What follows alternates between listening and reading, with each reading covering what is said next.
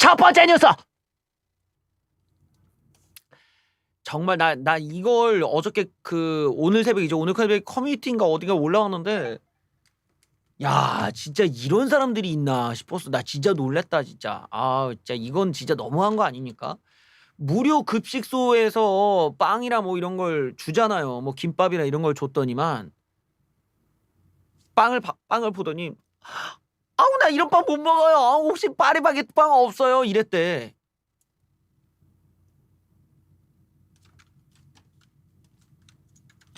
나는 이런 빵 안 먹어요. 무료 급식소에서 무료로 빵 받아가면서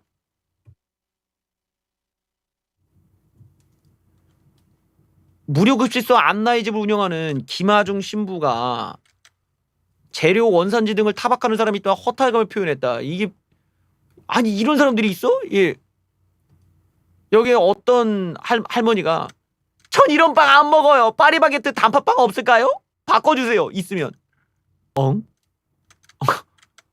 이런 황당한 요구에 또 다른 경험. 도시락을 받은 한 할아버지가 신부님 이거 2,000쌀 아니죠? 나 2,000쌀 아니면 안 먹어요. 다음부터 2,000쌀로 밥 해주세요. 어?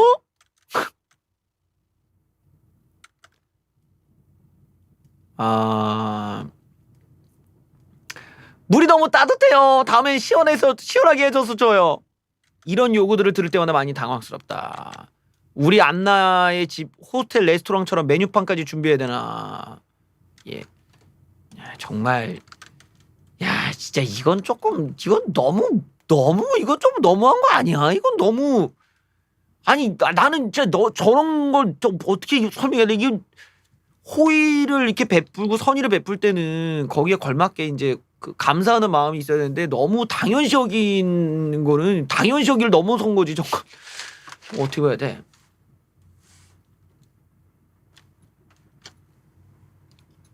어저께 저녁부터 난리가 난 포인트가 있습니다. 여러분들 들어보셨나요? 머지 포인트라고?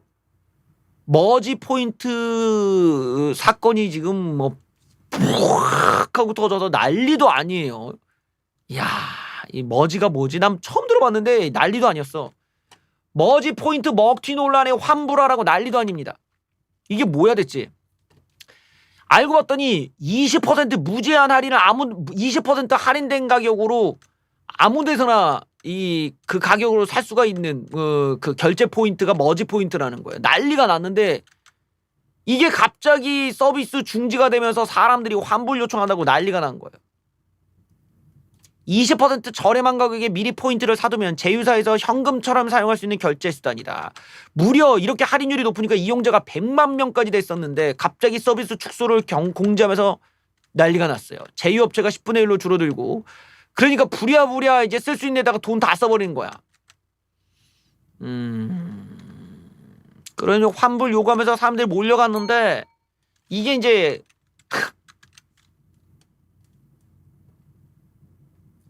수백 명이 줄 서가지고 지금 폭탄 돌리기 하고 있다 이거야. 이렇게 줄 쓴 거 봐 지금. 대형마트 편의점 등에서 무제한으로 20%를 할인받을 수 있다고 홍보해서 사람들이 어마어마하게 사둔 거야 이 포인트를요. 그런데 갑자기 대거 사용처를 축소해서 좀 빈축을 사고 있다.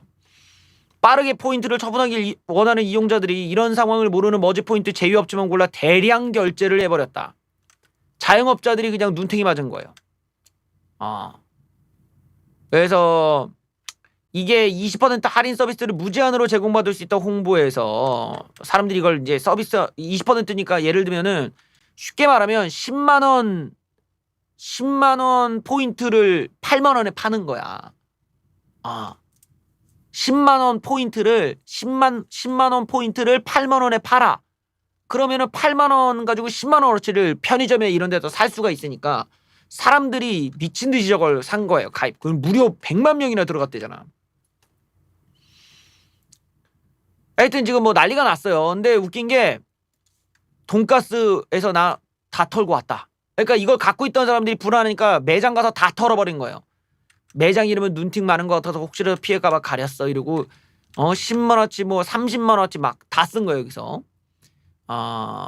그래서 이 가게에 이제 장사하는 애 딸인 거예요, 지금. 오늘 최고 매출이었어. 2시간 동안 80%가 머지 포인트길래 머지하고 일단은 웃으면서 다 해드렸는데 난 지금 알았어. 알고 봤더니 2시간 동안 100만 원 정도 넘게 팔았는데 임대료도 못 내고 있는데 이거 뭐야? 손이 덜덜 떨려. 우리 엄마 펑펑 울고 있어. 이게 이제 자영업자들한테 이제 이게 떠넘겨진 거야, 지금요.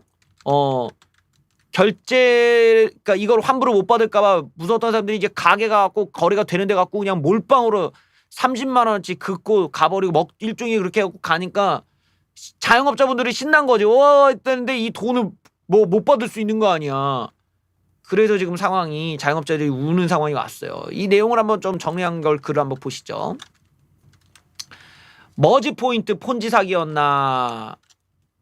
85만 명의 소비자가 패닉에 빠졌다라는 건데, 이게 이제 20% 할인을 내세운 상품권이다. 그래서 이게 보시면은 쭉쭉 내려볼게요. 입소문을 타고 아주 그냥 사람들 앞에서 많이 팔렸는데, 대형마트, 편의점, 카페, 베이커리 등 유명 브랜드와 제휴를 맺고 거기서 쓸 수 있는 거죠. 바로 여기 보시면은 요거 머지 포인트 10만 원 금액권이 8만 원에 팔리고 있죠. 이런 식인 거예요, 지금. 여기로 이제 뭐 이렇게 싸게 살 수가 있어. 불과 2, 3일 전만 하더라도 20% 할인된 가격에 상품권을 팔았습니다만 이 모든 업체도 다 결제가 가능해. 예? 그러니까 입소문을 타고 사람들이 일단은 포인트를 막 싼 거예요. 근데 갑자기 축소가 됐는데 회사도 간판 빠지고 어떤 사람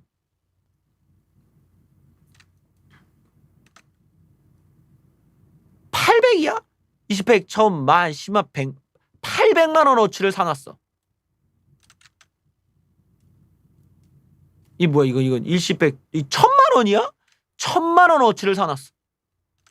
이러고 이제 돌아버리는 거야. 수천만 원까지 미리 질러뒀던 사람들은 오열 중이다. 사용 가능 가게가 현재는 아예 없다고 뜬다. 환불해 주세요. 제가 할 수 있는 일이 할 수 없는 일이에요. 제가 할 수 없는 일이에요. 이런 식으로 답변만 매크로송 나오고 뭐 현재 지금 해주냐 아니야 뭐 사람들이 몰려가고 있는데 받은 사람도 있다는데 못 받는 사람도 있다 보니까 난리가 났다고 합니다.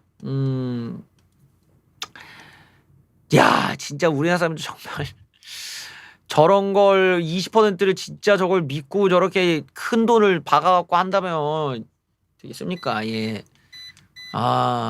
저런 건 제 방송에서 미리 나왔으면 제가 그런 거는 절대로 10만 원 이상 하지 말라고 난 그랬었을 거야. 왜냐면 10만 원 안팎이면은 나중에 처리하기가 편한데 저렇게 1000만 원 때문에 뭐 어떻게 처리할 거야. 환불이 아니면.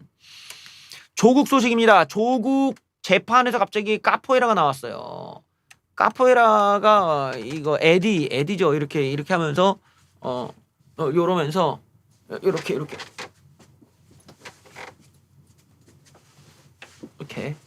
요 무술 전국 일진의 주먹 일진의 카포에라 요렇게 하는 무술이 있어요.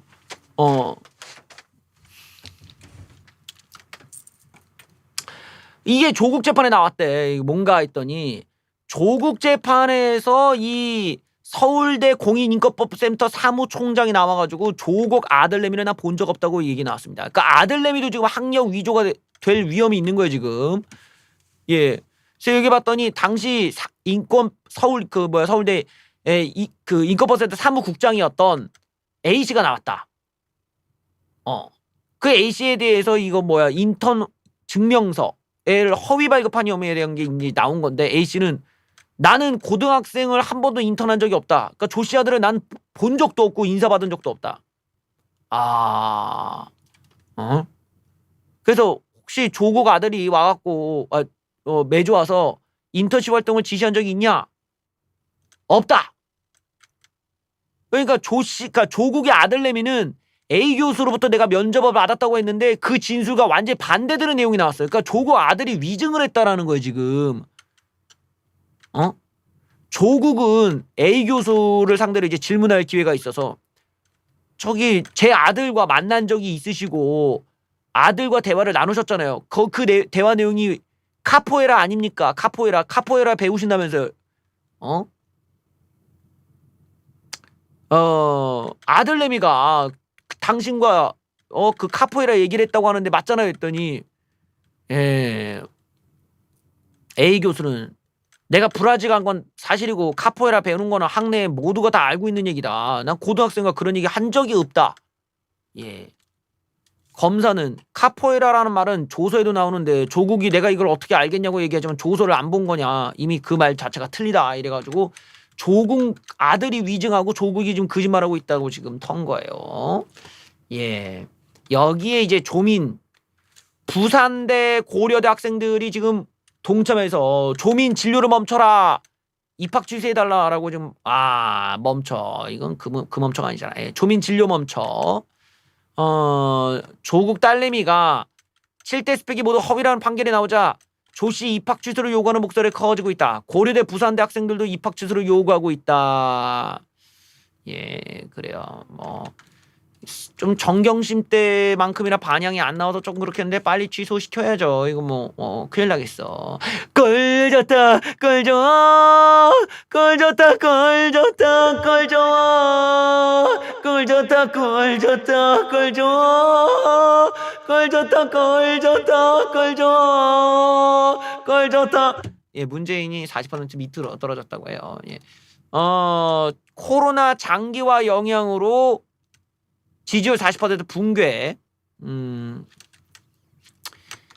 조금만 더 여러분들 밀어붙이면 내가 뭐라고 그랬어. 이게 사람들이 이제 그러니까 확진자가 왜 늘어나냐? 확진자가 늘어나면 문재인의 지지율이 늘어나니까 문재인 정부가 이걸 가지고 조작을 했다라고 해석을 하시는 분들이 계셨어요. 물론 둘이 그런 현상이 동조화 현상이 있었던 적이 있었는데 세상 만사가 그렇게 단순 무식하게 흐르진 않잖아. 이게 사람들이 지쳐간단 말이야. 정부가 말한 게 틀리고 말한 게 틀리고 말한 게 계속 틀리는데 어떤 바보가 계속 지지하겠어요. 그러다 보니까 이제 드디어 한계 지점에 온 거야. 예? 꺾이면서 이게 아주 무서운 거예요 지금. 40% 붕괴. 내가 이게 왜 좋은 시그널이냐면 정광훈 목사님 집회하기 전에 일단은 떨어지는 거야. 그러니까 남 탓을 하더라도 약간 반감이 생길 수 있는 거죠 지금. 그래서 일단은 꺾였다. 그것도 급락이야 급락. 5%나 폭락. 여기를 보면은 무당층에서도 긍정은 달랑 14%, 부정이 58%. 그러니까 이 무당층, 이 중도층들이 좀 확실히 문재인한테 등을 돌렸어요. 부정평가 이유가 바로 백신 수급 문제. 코로나 대응에 있어서는 긍정평가가 확 낮아지고 있습니다. 아주 조금만 더 밀어붙이면 돼요. 이거 뭐 똑바로 안 해 이러고 예. 조금만 더 밀어붙이면 돼. 여기에 또 이제 문재양 뭐라고 해야 돼? 문재양한테 심지어는 찬송을 받은 전문가조차 문재양 괴뢰 정부의 거짓말에 대해서 깠습니다. 문재양이 극찬한 전문가가 문재양 괴뢰 정부가 얘기하는 1차 접종률은 가짜다. 청와대가 당선 호소인이 위기를 모면하러 일부러 그것만 강조하고 있다. 야, 이런 역설이냐. 문재양이 극찬한 전문가가 직접 이렇게 깠어요. 문재양 괴뢰 임시정부가 아니 무정부지 그냥 무정부. 당선 호소인이 백신 확보에 공경에 처했는데 백신 1차 접종률을 앞서서 홍보를 하고 있지만 1차 접종률은 가짜 접종률이다. 1차 접종률을 강조하는 건 바람직하지 않다며 문재양의 극찬을 받았던 현 정부 청와대 출신 전문가로부터 이런 반박이 나왔다. 이게 무슨 말이냐? 1차 접종률을 백신 접종률이라 말하는 건 국민에게 잘못된 내용을 알려주는 거다. 이분은 정부나 언론이 자꾸만 2차 접종이 아니라 1차 접종으로 백신을 많이 맞았다고 홍보하는데 그거는 거짓말이다. 2차 접종까지 맞춰야 그걸 보고 우리가 백신 접종이라고 하는 거다라는 거예요. 저분 얘기는. 그러니까 1차 접종률은 접종이 아니라는 거야. 접종이라고 말을 할 수가 없는 거야. 2차 접종까지 돼야 이게 우리가 흔히 말하는 접종 완료라는 거야. 쉽게 말하면 1차 접종이라는 거는 반쪽짜리라는 거예요. 반쪽짜리. 여기에 문재인 괴뢰 정부가 또 파도 같은 또 쓰나미를 또 만들었죠. 1인당 나라빚이 1,800만 원이 넘었습니다. 여러분들이 갖고 계신 재산의 1,800만 원은 지금 문재인 때문에 우리가 미래 세대에 내야 되는 돈이에요. 즉 588만 원이 폭증을 했다. 1인당 국가 채무가 1,635만 원. 1인당 국가 채무가 1,800만 원을 넘었다. 지난해에는 1,600이었는데 8개월 만에 165만 원이 더 늘었다. 우한 폐렴으로 국가 지출을 늘리는 확대 재정이 계속해 갖고 나라 빚이 늘어나고 있는 것이다.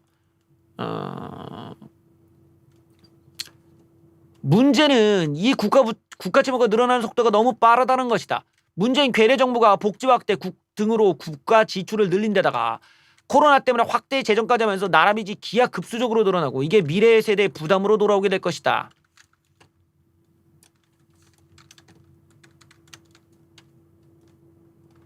여기에 어저께 여러분들 우리 봤잖아. 문재양이 지가 문재인 케어가 성공했다고 자랑질을 했잖아요. 야, 이거 그러고 보니까 내 가사에도 나오네. 예.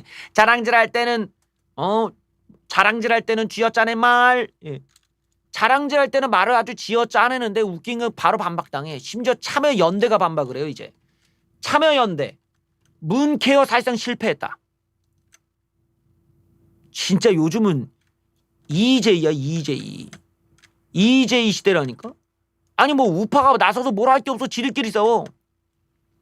문재인 케어는 사실상 실패했다. 정책 목표치를 언급하지 않은 건 실패를 은폐하려는 거 아니냐. 참여연대와 경제정의 실천 시민연합은 나란히 문재인 케어를 비판했다. 건강보험 보장률이 미미하게 올랐는데 자화자찬하고 자빠졌다. 예, 문재인 괴뢰 정부는 70%까지 보장을 늘린다고 했지만 턱없이 부족했다라는 거예요.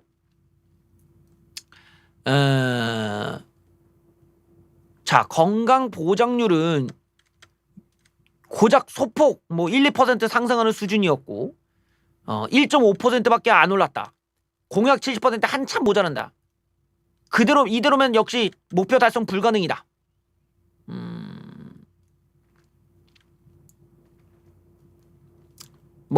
그래.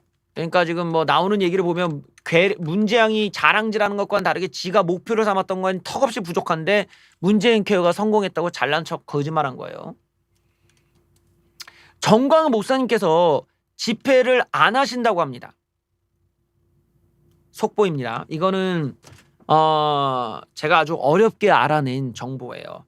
정광훈 목사님께서 집회 안 하신다고 합니다. 산책을 한다고 합니다. 예. 광복절 걷기 행사는 집회가 아닌 산책이다. 그래요.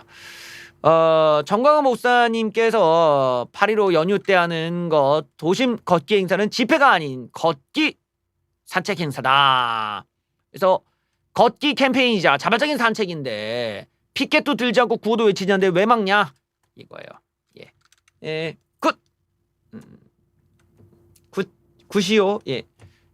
사실 이제 구호를 안 외치고 피켓도 안 들겠다 이러면은 그럴 수 있는데 그걸 단체로 이렇게 나와서 예를 들어 이렇게 플래시몹이라든가 이런 개념이라는 건데 그거를 주최하는 쪽에다 법적인 책임을 물을 수 있을까? 아마 그 변호사 쪽과 이렇게 얘기를 하면서 이거를 법적인 보호망을 생각하고 저렇게 이제 말씀을 하시고 실제로 그렇게 진행할 가능성이 있죠. 그러니까 자발적으로 나와서 그냥 걷기만 한다.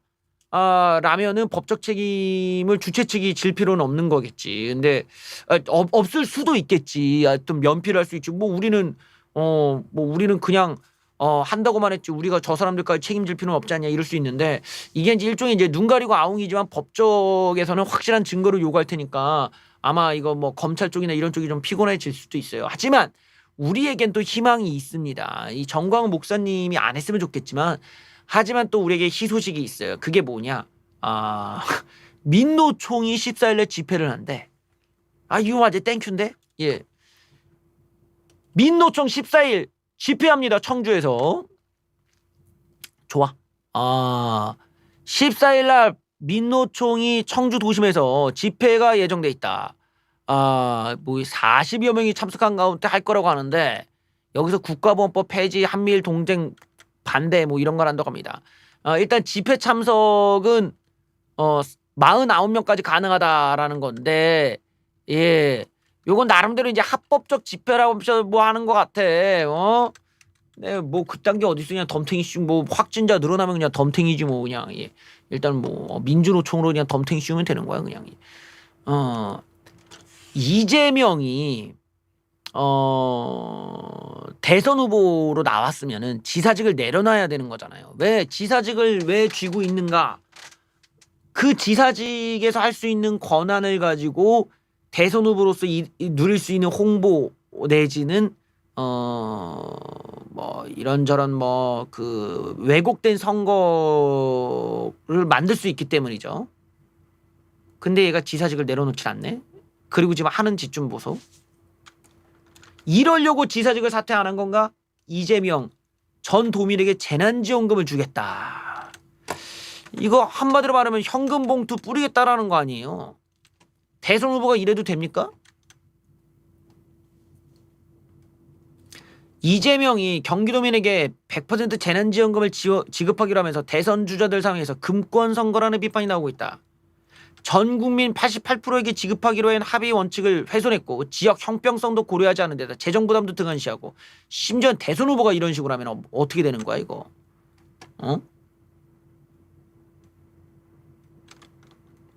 이 지사직 사퇴 요구가 더욱 거세질 전망이다. 당연한 거죠. 이건 당연히 지사직을 사퇴해야지. 이거 이러니까 또 이재희야 이재희 좌파애들끼리 또 이제 싸워요. 고맙게도 이재명 문재양 정부에 반역했다 이러면서 발끈하면서 이제 나왔어요. 정세균부터가 뭐 비판에 나섰다. 민주당의 당론도 위배하고 대통령을 비롯한 대통령 당선 호소인을 비롯한 그런 고심 어린 결정을 무시했다. 국론 분열하고 하지 마라 뭐 이러면서 얘기가 나왔네요. 예. 이재명은 5차례나 재난지원금이 지급될 마다 번번이 정부와 대통령의 결단을 가로막았다. 네, 뭐 하여튼 이재명이 이 결정으로 인해서 경기도민을 얻었는지는 모르지만 완전히 문바들과는 완전히 점점 멀어지는 거지. 예. 여기서 또 이제 그 이낙연 얘기도 들어봐야지. 이낙연이도 또 한마디 했어요. 이낙연도 여기 보면은 이낙연도 또 다 시민도 어떻게 받아주실지 걱정이 그 점을 충분히 고려했더라면 하는 아쉬움이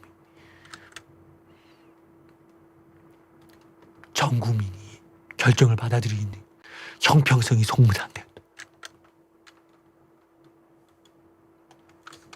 열받겠지. 이낙연이 발끈하겠죠. 예. 정말 이낙연이 막 나간다. 정말. 황교익을 경기관광공사 사장이 앉혔대. 황교익을. 황교안이 아니야. 황교익을. 막 가는구만. 예. 이재명의 보훈 인사 논란. 황교익을 갖다가 공사 사장으로 앉혔어요. 이 양반을.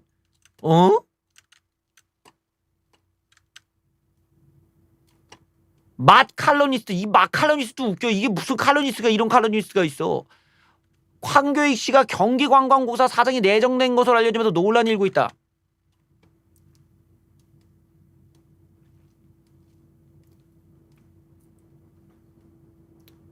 이 사람은 농민신문 기자 출신인데 뭔 사장을 맡겨. 예. 이 때문에 내정을 두고 보훈 인사가 아니냐는 비판의 목소리가 나온다. 이 사람은 황교익은 이재명이 가족의 한욕이 심하긴 한데 유년시절의 삶을 들여다보니 이해 못할 건 아니라고 이렇게 쉴드를 치니까 이재명으로부터 아주 사랑을 받은 거예요 지금. 내정 사실이 알려지자 뭐 청원 게시판에 내정 취소에 대한 청원 글이 막 올라오고 이런 낙하산 인사 측근 챙겨주기 이게 말이 되냐. 황교익이 사장이 되면 친일적 사고방식 팩트체크 없는 일처리 무분별의 대중들에 대한 막말 등 경기도 관광사업의 왜곡과 세금 낭비가 일어날 것은 누구나 예측할 수 있다.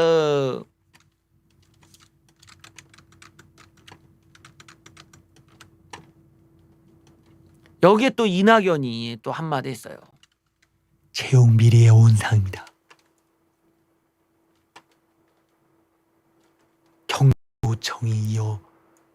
경기도 공공기관이 도청 캠프 분점이라는 합리적 의심을 지울 수가 없다. 이재명의 도청 캠프, 채용 캠프 비리의 온상이다. 예, 뭐 지들끼리 싸우니까 뭐 우리야 개꿀이지 뭐. 예, 싸워라 싸. 여기에 뭐 이제 야당 입장에서는 이제 이런 걸 아주 드립치기가 좋잖아요. 예, 대개명의 출세 시대 열겠다는 거냐?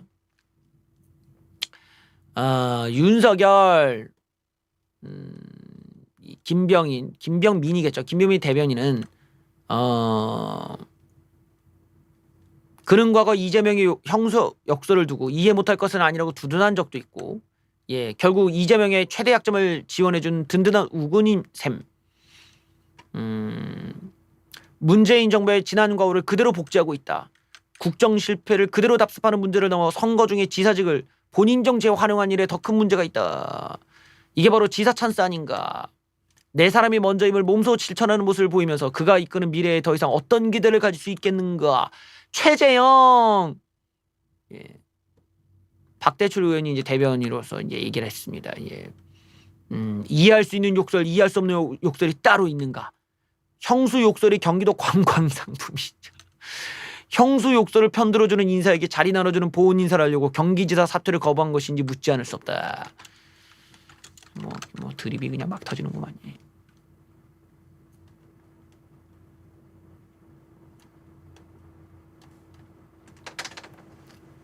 안녕하십니까, 황교안입니다. MB 박근혜 사저마저 사저 다 매각하고 문재인 정권 비도 눈물도 없나? 황교안 대표가 이명박 박근혜 대통령 사저 매각과 관련해 문재인 정권은 비도 눈물도 없나? 오늘 박근혜 대통령 사저도 매각됐다는 소식을 접했다. 제가 알기로 박근혜 대통령은 단돈 한 푸도 받지 않은 분이지. 이제 집도 절도 없는 처지가 되셨는데 그렇게 급했나? 추정된 국가재산이라도 생존 시간에는 사시도록 하는 최선의 배려는 생각하지 못하는 것이냐? 노쇠하신 전직 대통령의 사진이 이렇게까지 급하게 매각해야 되는 재정을 유지할 수 있단 말인가? 해도 해도 너무하다. 법에도 눈물이 있다고 했다. 그런데 문재인 정권의 법에는 피도 눈물도 없다. 어지럽다. 현기증 난다. 예, 황교안 대표께서, 예, 좀 강하게. 자, 황교안 대표가 이제 박근혜 대통령의 사면 또 이런 그 사저에 대한 이야기했다면 이 아저씨는 뭐라고 했냐 한번 보시죠. 유시민, 딴 거 필요 없어. 예, 박근혜 대통령 사면에 대해서 유시민은 사면 뻗거는 이건 또 아니지. 아따, 그 사면 뻗거는 남용해서는 안 된다고 생각하고요. 두 분이 잘못했고 법원이 선관 형량을 끝까지 재우는 것이 국가의 품격이고 모든 국민의 법 앞에 평등한 것이고요. 박근혜 대통령이 고초를 겪는 건 안타깝지만 박근혜 대통령과 정권 사람들이 정치인으로 훌륭하게 잘 했는가? 그걸 못해서 이런 일이 발생한 거잖아요. 그래, 누구보다 그 부분에서 나는 떳떳하고요. 예. 여기에 사실 지금 그 멘트가 하나 더 있는데, 그게 빠졌어요. 뭐라고 멘트가 있었냐면, 좀 그 기사에 삭제가 됐는데, 내가 어차피 박근혜 대통령 사면을 얘기를 해도 이쁨을 받지 못한다, 이런 뉘앙스의 발언이 있었었어요. 예, 근데 지금 삭제가 됐네요. 그런 말을 안 해서 그런가? 어쨌든 있었다가 삭제가 됐습니다.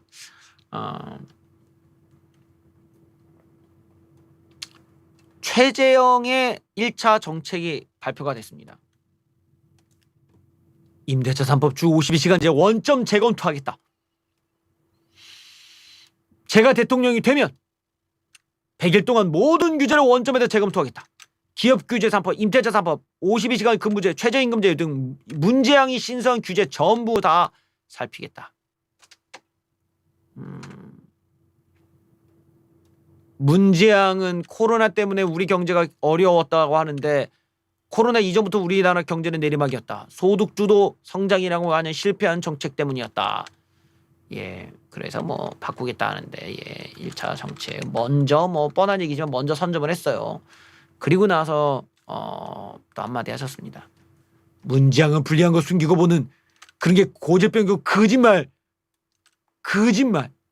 예, 거짓말 괴뢰 정부다. 문재인을 겨냥해 불리한 것은 무조건 숨기고 보는 게 문재양의 고질병이다. 고질병이다. 예. 문재인 괴뢰 정부의 성격은 내로남불, 자화자찬 이렇게 규정할 수 있지만 가장 그럴듯한 규정은 거짓말 정부다. 처음부터 끝까지 거짓말과 속임수를 일관한 정부, 이 같은 정부는 없었다. OECD 국가 중에 백신 접종률 꼴찌다. 그런데 문재양은 국민들이 1차 접종 끝냈다고 자화자찬하고 있었다. 또 노인 일자리 통계에 대해서 실제로 복지 사업인데 마치 일자리 창출 사업인 것처럼 꾸며서 고용률을 왜곡하고 있다. 거짓말로 국민을 속이고 있는 문재양 당선 호소인. 그런데 오늘 좀 의아스러운 일이 있었어요. 최재형 감사원장이 오늘부터인가요? 후원 계좌를 열었는데 후원금이 별로 안 모였나 봐. 의외로. 그래서 최재형 원장의 사퇴론까지 나왔어요. 물론 루머였지만요. 최재형 측 중도 사퇴 루머의 허위 사실이다라고 나왔습니다. 최재형 감사원장이 중도 사퇴설이 나설자 허위 사실이라고 일축했다. 최재형 원장이 후원금 모금이 기대에 못 미치면서 캠프 내부적으로도 중도 사퇴를 검토 중이라는 내용의 루머가 돌았었는데 사실 무근이라고 합니다. 근데 일단은 모금액이 적은 건 사실인가 봐요. 많았다면 이미 발표를 했겠지. 이 와중에 이제 윤석열은 좀 규모를 키우고 있습니다. 현역 의원 6명이 추가 영입이 됐다고 해요. 근데 제가 보고자 하는 거는 지금 영입이 누가 되냐가 보다는 윤석열 쪽이 지금 세력이 붙고 있다라는 거예요. 돈도 많이 붙었고 세력도 붙고 하니까 이제 최재형 측의 모금액이 적은 걸 보면은 딱 이제 결정하기가 좋겠지. 저쪽은 지금 돈이 없다. 그리고 어떤 최재형에 대한 인기가 생각보다 크지가 않다. 라는 걸 알 수가 있는 거지.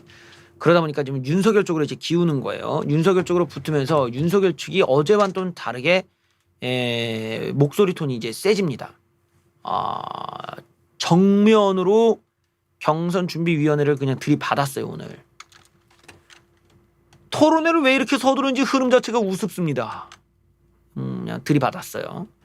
경선준비위원회가 경선이 본격적으로 시작되기 전에 정책 토론회를 열겠다는 방침을 기자 윤석열 측에서는 왜 이렇게 서둘러 하겠다는 거지. 그 흐름 자체가 우습습니다. 본 경선이 9월 1일인데 토론은 9월 10일부터 할 거 아닙니까? 근데 뭔 8월 때부터 이 난리를 치는지 모르겠어요. 경준이 실무자들도 전례가 없는 것이고 해서는 안 된다는 의견이 많이 개진했는데 서병수 혼자 다 저럽니다.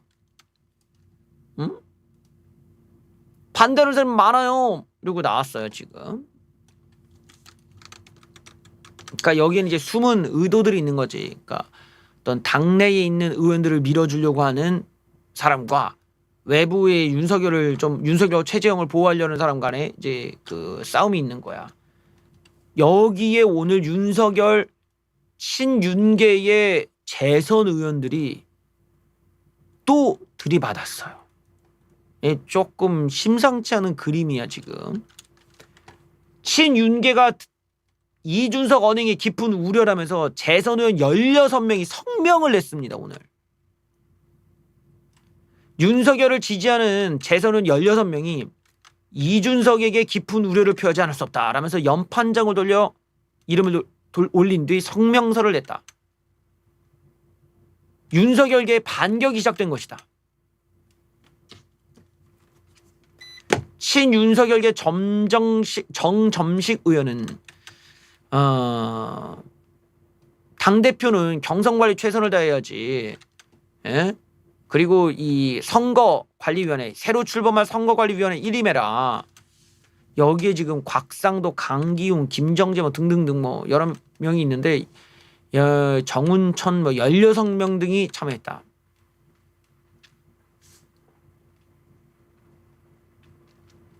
이들은 이준석이 윤석열 캠프 인사 등 보수 진영 내부 인사들을 비판해 온 것에 대해 중차대한 시점에 이준석이 내부를 향해 쏟아대는 말과 글에 대해 깊은 우려를 하지 않을 수 없다. 감정 섞인 즉각적인 대응보다는 합리적인 언행을 해라. 예. 요거 지금 얘기가 이제 점점점 그 스크럼이 이제 짜지고 있어요. 왜 어떻게 되느냐? 그러니까 이제 군소 후보들 홍준표, 유승민 뭐 이런 나머지 후보들이 서로 이제 응집을 하고 이제 윤석열이 이제 당내 최고 세력으로서 이제 맞다이 뜨는 일대 다로 지금 분듣고 있는 거예요. 여기에 재원이 형님이 윤석열 역시 윤석열 쪽으로 갈 것 같았어. 드디어 서서히 이제 윤석열계의 모습을 보여주고 있습니다. 경준이 토론회가 특정 후보 타격 주려는 의도 아닙니까?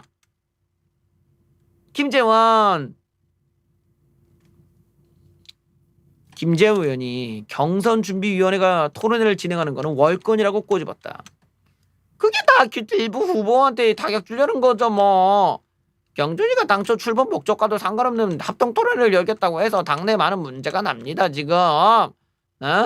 이런 월권의 길 자행하다가 일부 후보 측에다 반발하자 토론 없애고 후보들에게 정책 발표하는 식으로 토론을 이끌겠다는 생각 아닙니까 이거. 경준이는 그냥 임시 기구인데 왜 이렇게 나대는 거예요? 네? 예, 이 김재원의 발언은 결국 유승민을 겨냥한 것이다. 유승민 측이 이 경준이를 빨면서 이제 이준석의 덕을 보려고 하는 거죠. 거기서 이제 윤석열을 향해 토론이 들어서 피하는 거라 비난했다. 결국 이 윤석열을 타겟팅하는 유승민이 결국 이 유승민을 위해서 이렇게 까주는 거 아니냐? 피해는 윤석열만 보는 거 아니냐? 응? 정책 발표를 하면 뭐 서로 간의 실력을 뭐 발휘하도록 하는 거고 후보자마다 상황이 다른데 이걸 다 토론을 하고 막 붙입니까? 이거예요 지금. 여기서 안 끝났어. 이번에 오늘은 원희룡까지 나섰어요. 이 사람은 갑자기 왜 이러지? 예. 이준석을 편들어 윤석열을 조롱하는 홍준표, 유승민 비겁하다. 그러니까 이거 지금 점점점 상황이 심각해지는 거야.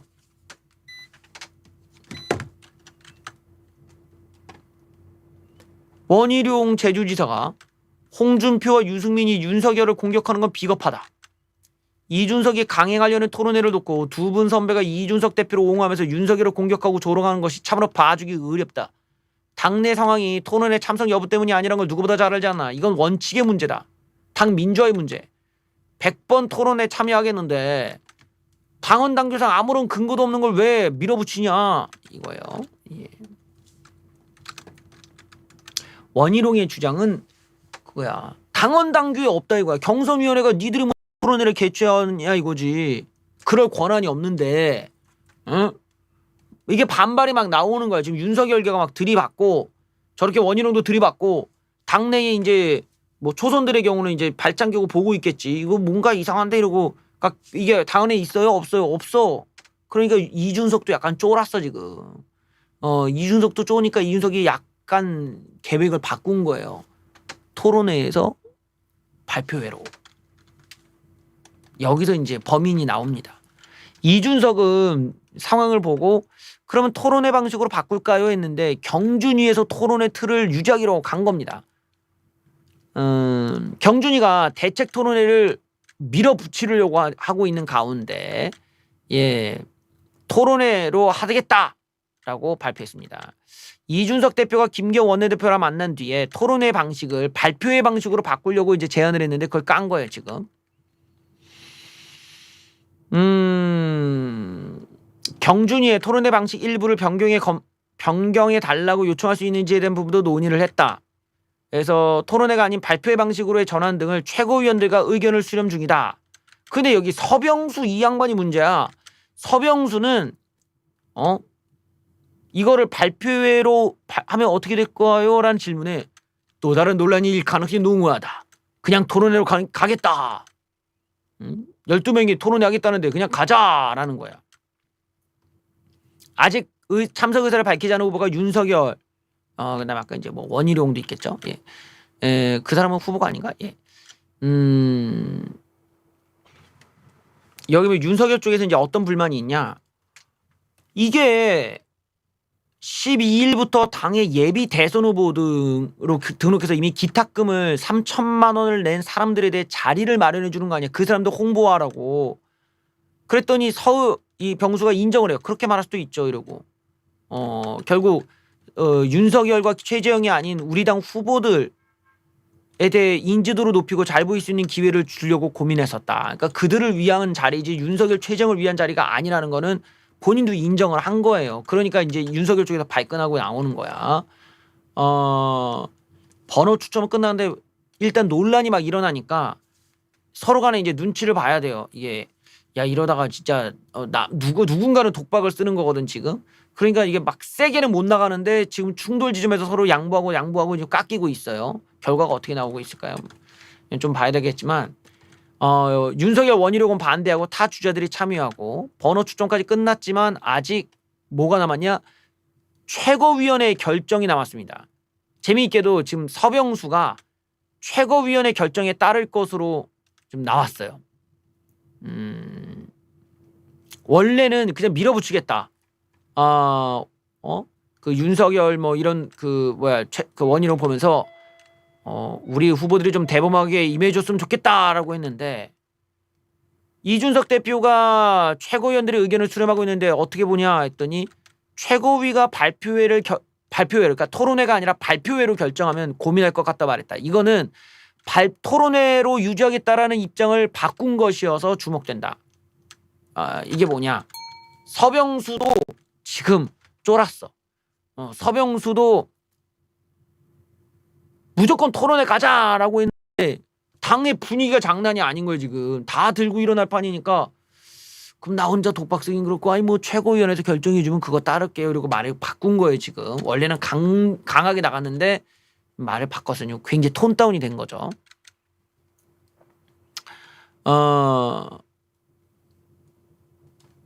또한 토론 연기 가능성에 대해서도 당 선거관리위원회 생각이 다르다면 그럴 수 있다고 본다. 그러니까 일단은 결론적으로 말하면 최고위원회 결정을 따르겠다고 이제 바뀐 거예요. 아까는 안 따르겠다고 했는데 저렇게 지금 수순이 저렇게 갖고 이제 하루 만에 정리가 되는 것 같은 느낌으로 흘러가고 있습니다.